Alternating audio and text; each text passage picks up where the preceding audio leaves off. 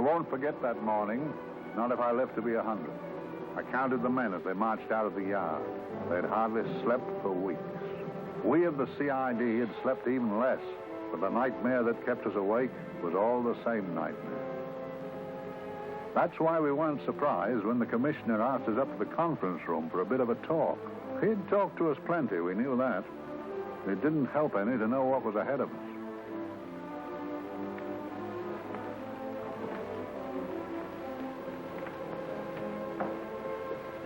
Must we have that window open, Gregson? Oh, shut it if you want to. Chief will be in enough of a temper without having a ruddy blast down the back of his neck.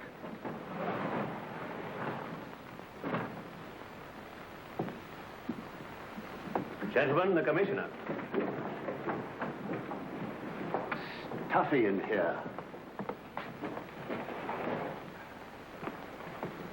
Be seated, won't you? Gentlemen, if you wish to know what able men you are, read any of the works of popular fiction that glamorize your achievements, but don't, I beg of you, read the daily papers.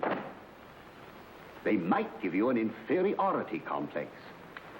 I hate to mention it, but we're confronted with a series of the most atrocious murders since Jack the Ripper. And in the meantime, the CID might as well be playing at shove halfpenny for all the good we've accomplished. Now look. Here, here, and here. Each of these red flags scattered through the city stands for a woman brutally murdered, a woman's terror, a woman's death agony. These are no ordinary crimes. These are the works of a fiend who kills first and mutilates afterwards. A ghoul who hacks off a part of his victim's body and carries it away with him, a loathsome souvenir of his butchery. 3 women murdered so far, and you haven't turned in one clue. You haven't given me one lead. Here you sit and wait for news of a 4th victim, with your arms folded.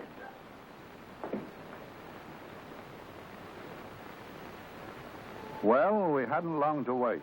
It was down Lambeth Way where a young woman was hurrying home late last night. She saw something and stopped. It was a constable. He spoke to her and he walked along with her, just in case. He saw her go down the stairway to the basement lodging where she lived. We can only surmise what happened after that.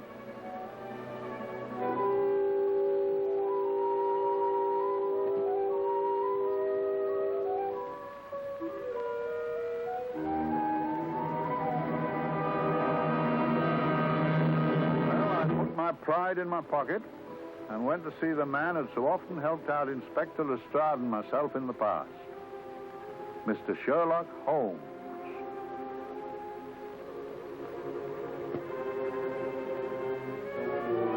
If ever a man needed help, I did.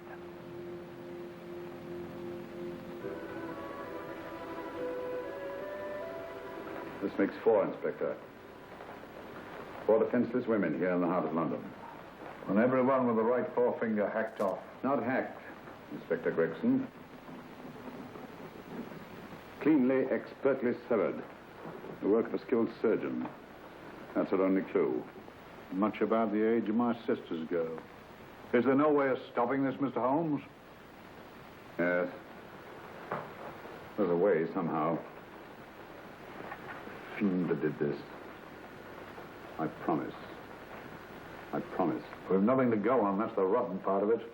We can't get far without knowing the motive. Well, at least we know what the motives were not. It wasn't robbery, nor passion, thanks be, nor yet vengeance. Because they all came of totally unrelated families. Steady, Inspector, steady. Sorry, Mr. Holmes. I don't turn a hair when it's a bloke who can look after himself. A little slip of a thing like that. Yes, it's horrible. Come on, let's get a drink.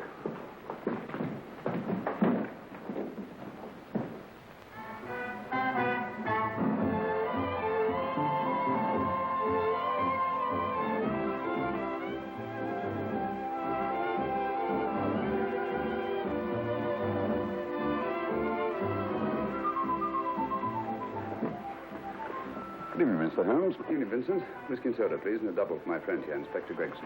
There you go, sir. Make mine Irish. Decent of you to give me a hand with this thing, Mr. Holmes. Always a pleasure to be of help to Scotland Yard, Inspector. Little out of my line. Looking for a maniac who murders just for the fun of it. Or perhaps just to get a human finger. In all 4 cases, the murderer risked capture by stopping to secure a finger. Well, what for? Who knows? He's just a madman. Perhaps there's method in his madness. If we could just trace those missing fingers. If we could just drain the English Channel, we might find a penny. Huh? Oh, thank you. Make it those, Mr. Holmes. Thank you.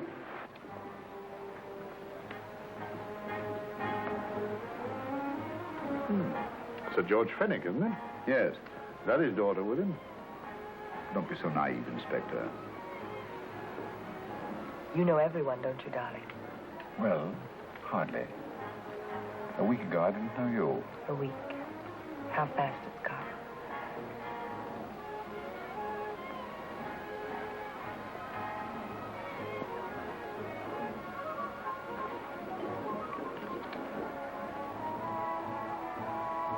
I collect these things. How very quaint of you. Shall we go? Yes.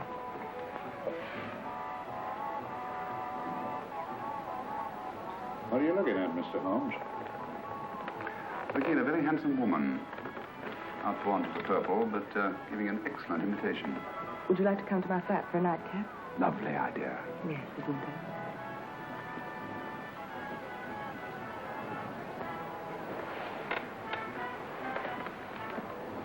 I wonder where she's taking Sir George Fenwick. Don't be so naive, Mr. Holmes.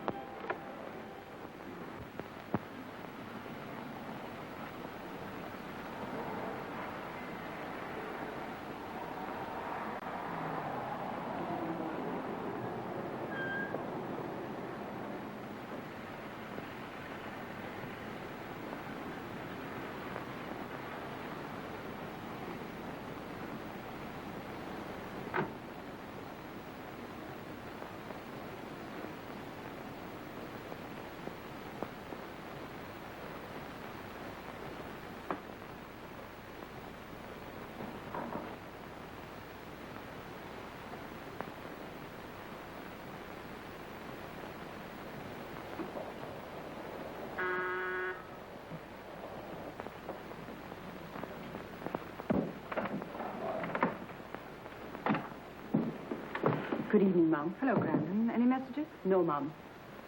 Thank you. Drinks, Grandon. One of your nice surprises. Yes, Mum. I say, you don't mean that... Grandon's a marvel. Aren't you, Grandon? Yes, Mum. You wouldn't believe the things she can do. Ah, charming place. Delightful. Really? Do you think so? I'm so glad. Do sit down. Do you mind? Do I mind? What a question. I don't mind anything, really. Except not being with you. Now, you really don't want me to believe that, do you? Not too seriously. Good. We're both quite grown up, aren't we? Quite.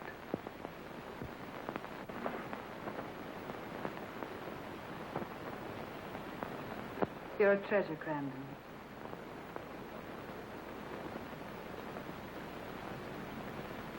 And lower the lights a little as you leave.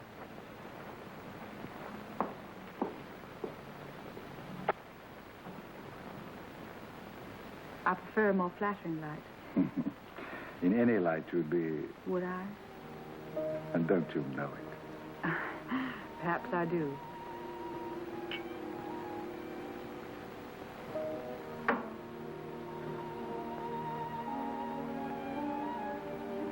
Oh, that priceless woman. You wouldn't believe it, but she's absurdly romantic. She loves dreamy music, and she thinks that we... But we do, don't we? Do we?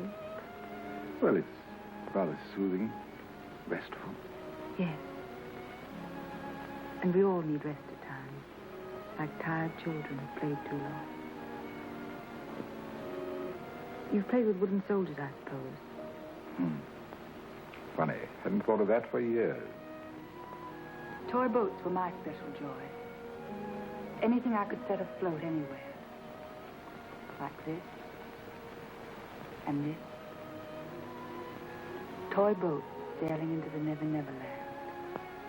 The land of beautiful dreams. Look. Look, art, isn't it, how the light is reflected?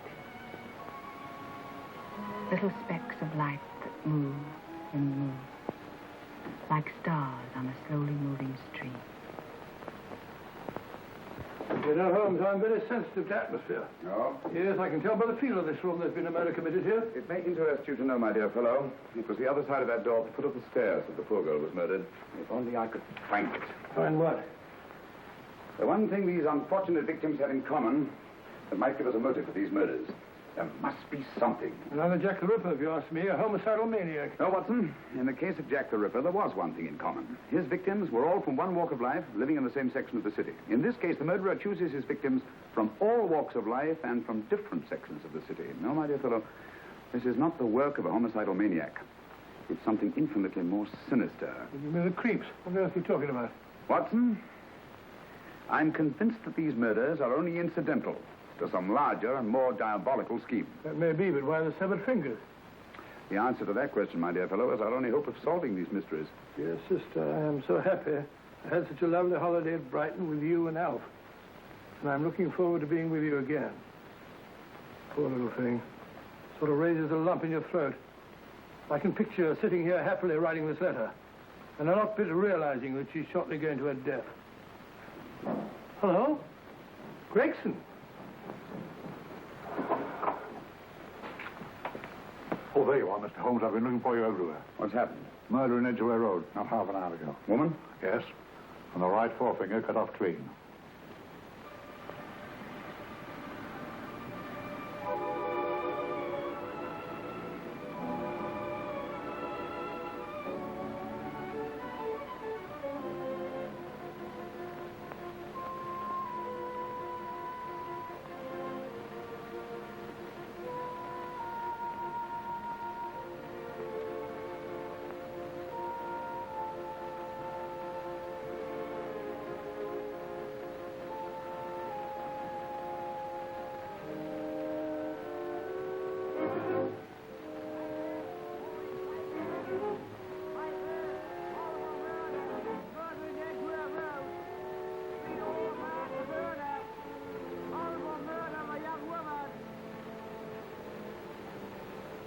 Piper!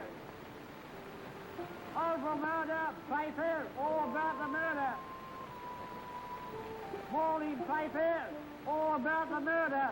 Piper! Horrible murder!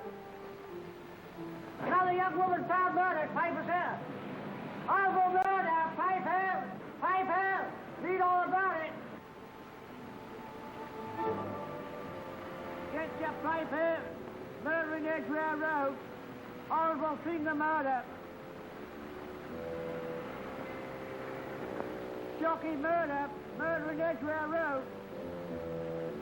Horrible murder of a young woman. Read all about the murder.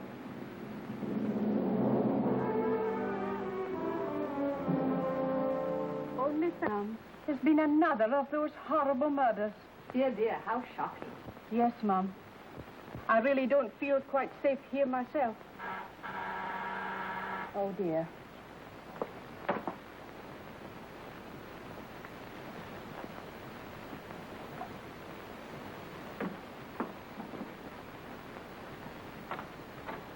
Why, Sir George! I must see Miss Marlowe at once. I don't know if she... I must see her. Where is she?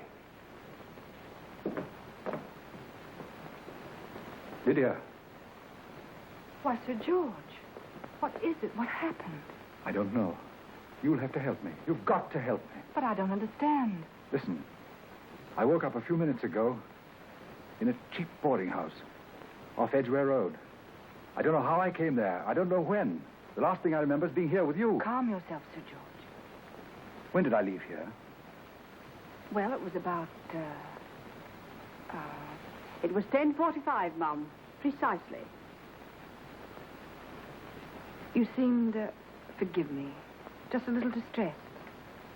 Detached, not interested. I thought I'd said something to offend you.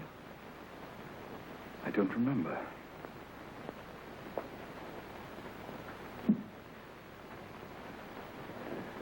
I can't remember. Tell me, has this happened to you before? Before? Well, there is such a thing as amnesia, you know. If it was 10:45 when I left you, it was 9 this morning when I woke. Over 10 hours lost. 10 hours that I can't account for. And in my pocket, when I woke, I found... Yeah, in my pocket. That isn't... Oh, it's not for you, of course. It can't be. Excuse me, Mum, but there's a man asking to see the gentleman. Send him away. Yes, Mum. No, please. I'll see him.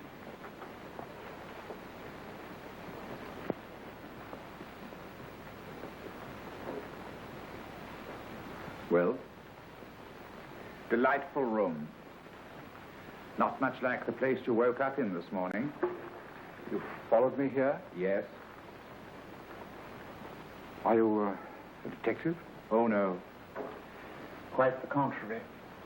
Don't be afraid, Sir George. You know my name? Oh, yes. A very old and highly honored name. And being the bearer of such a name, and also a very wealthy man, I thought you might care to possess yourself this trifle. Rather than let it fall into the hands of the police. It is yours, if I'm not mistaken. The initials, GF.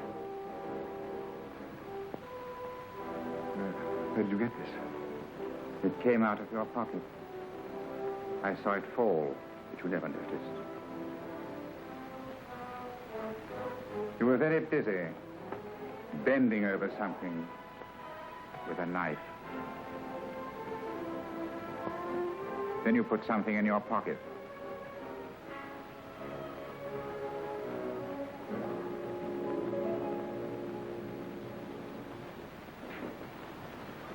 Come along, Holmes, come along. How many more Townsends, I tell you? You're missing a treat. This is delicious. Little jam tarts to follow. Aren't you tempted? You and your flesh pots. They tell me that fish is good for the brain. Brains, I haven't any. You realize that a whole day and a night have gone by since that festive affair in Edgware Road? I'm as much in the dark as ever.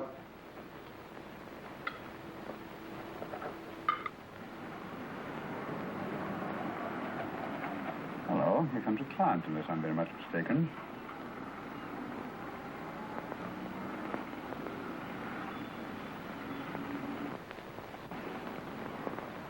Well, attractive. Very attractive.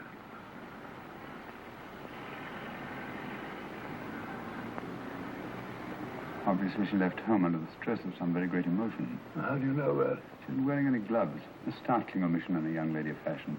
Oh, she didn't put her coat on. Open car, too.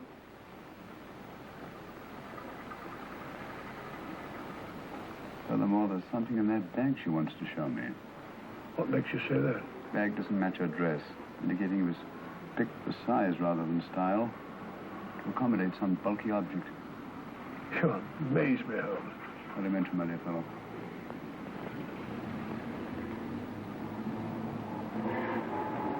Well, that's it. What is?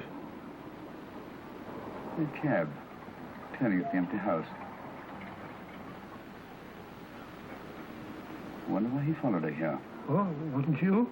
Quite possibly with glasses.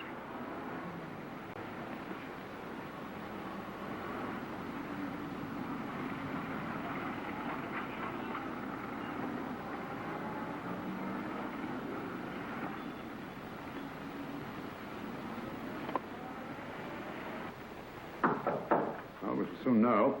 Yes, Mrs. Hudson? It's a young lady, sir. Most urgent. Ask her to come in. Go right in, miss. Mr. Holmes? Yes, this is my friend, Dr. Watson. How do you do? How do you do? Mr. Holmes, you must excuse me, please. Yes, well, won't you sit down? Come along. May I? It's quite all right. Thank you.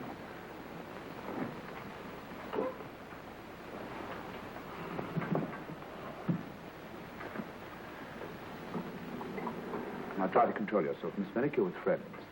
You know my name? No magic, I assure you. I've often seen your picture. You're the daughter of Sir George Fenwick, aren't you? Yes. It's about my father that What about your father, Miss Fenwick? Oh, I don't know what to do. He's always been the nicest, dearest person. Only since Mother died. Yes, widow, we know. So I didn't think anything of it when he was away all the night before last. But he didn't come home until yesterday at tea time. Didn't come in for dinner at all. Just paced up and down in the library hour after hour. I begged him to let me in, but he wouldn't. Steady, steady. Now take your time. I couldn't sleep a wink last night. Then I started hearing things. Hearing things? What sort of things? I heard someone in the garden underneath my window. Then I saw a figure moving down the garden path. And I recognized my father. Stealing through his own garden like a thief.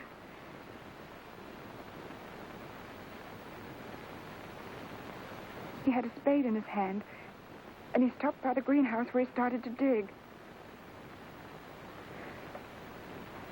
This morning, at daybreak, I stole out into the garden and found this.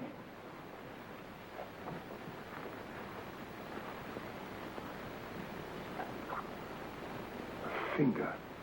A human finger. Bring up Scotland Yard, will you, Watson? Ask him to get hold of Inspector Gregson and tell him to meet us at once at George Fenwick's house, Kingston. Operator, get me Scotland Yard quick. Where's my father, Norris? He's still in the library, miss. Thank you. We'll see him right away. Will you come with me, please? Thank you. I got your message, Mr. Holmes. Yes, indeed. Dad, may I come in? Dad. Honey? He doesn't answer. You mind? Please do. Thank you. Watson, quick. Oh, Come along, no, my dear. no, no. Take charge, Miss Fenwick, please. Now, miss, please. Please come along with me.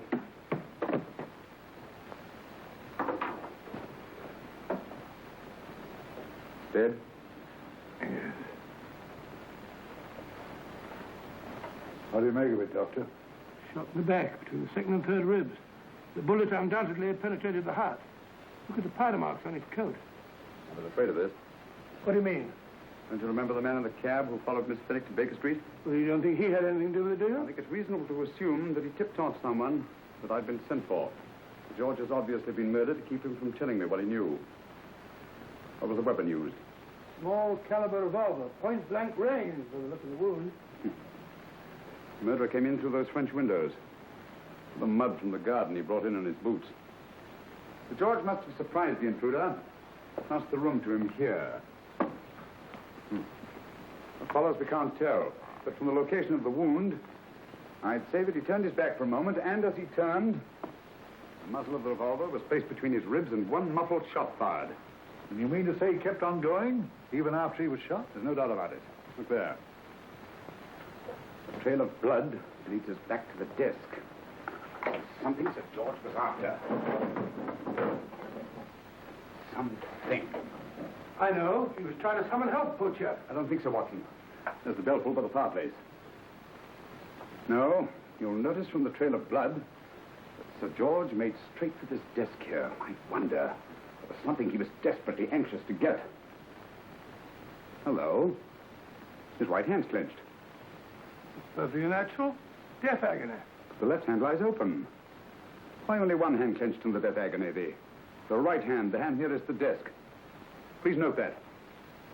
If Sir George took something off this desk, something so important that he spilled his last drop of blood to get it, I want to know what it is.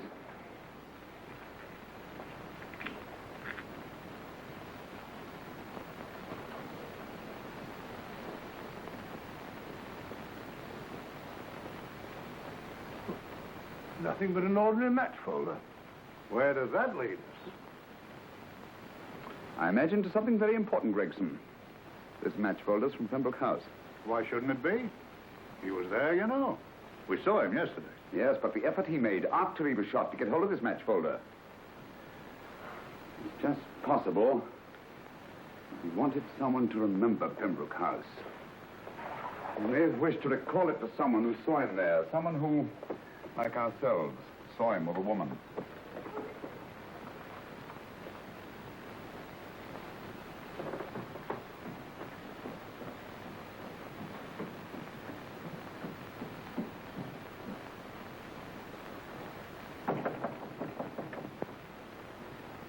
Come in. Oh, Dr. Watson, this came by hand for Mr. Holmes not 10 minutes ago. Thank you, Mrs. Hudson. That would be the report from Mr. George's bank. Oh, really? Don't you remember his account? Had it looked into at once.